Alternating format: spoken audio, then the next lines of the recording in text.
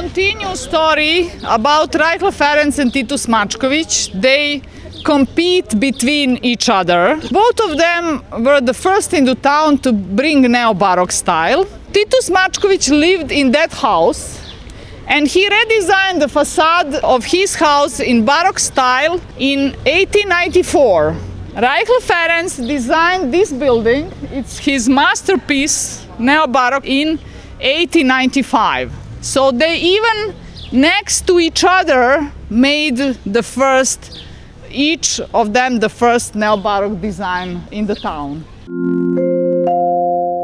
After the railway was installed in the town, or when the Subotica was connected with other part of the world with railway, sudden economic boom started in the town. Subotica at the end of the 19th century was the third town in Hungary, comparing the size. So the biggest was the Budapest, Szeged was after the Budapest, and Subotica or Sobotko was the third biggest town in the country. At the end of the 19th century it was pretty rich. Thanks to that they built some wonderful architectural masterpieces, and in 1913, just before the Second World War, they had enough money to build this apartment building.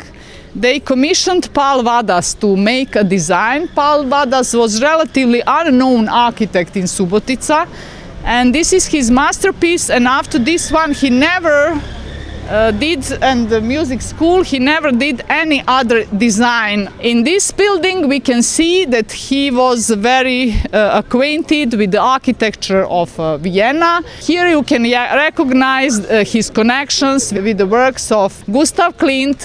You can see the reliefs at the end and the golden surface which reminds on the Gustav Klimt pictures. You can see medallions similar to the works of Kolovan Moser, of Josef Maria Olbrich. So in my opinion, this is really a nice piece of art. We will try to go in the building, because inside the building there is a fountain on the walls, two fountains with the lion heads, Zsolnai ceramic. The hooligans tried to peel it off, so one was destroyed completely and the other was missing one part. So finally the people who lived in the house made agreement to lock the door, so now not everybody can go inside. People who lived here, they said that they would like to restore the elevator.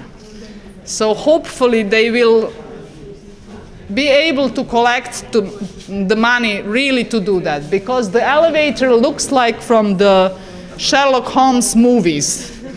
It's wooden with a beautiful glass decorations.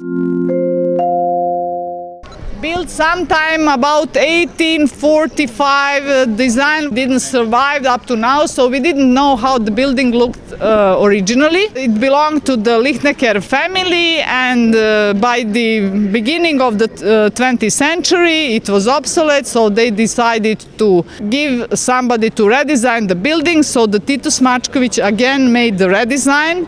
He made this wonderful facade, Art Nouveau. There was closed portals in the ground floor with the beautiful stained glass windows. Unfortunately, in bombing, stained glass windows were demolished.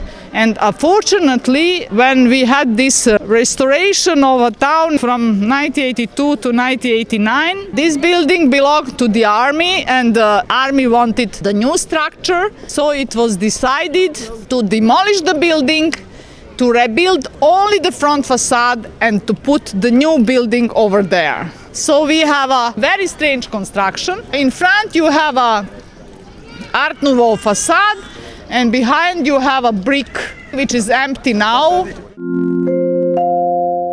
Marcel Komor and Deže Jakab designed in 1907 the Bank of Subotica and the surrounding. It is designed in Hungarian Art Nouveau. It's apartment building and bank. On this building you can see very nice use of decorative elements which are showing the purpose of a building. You can find beehives on several places. Beehives symbolize richness, collecting honey, collecting richness, collecting money, and keeping in a beehive. So the bank is like a beehive. You can see here around the window the symbols which looks like a heart, but if you look better, it is a small owls in the shape of heart with 2 eyes and wings. And you can find a squirrel on the facade made in stone. Squirrel is collecting nuts. Squirrel is also somebody who is collecting richness, and it is also a symbol of a bank. So the whole building has on the facade story which explains what was inside the building.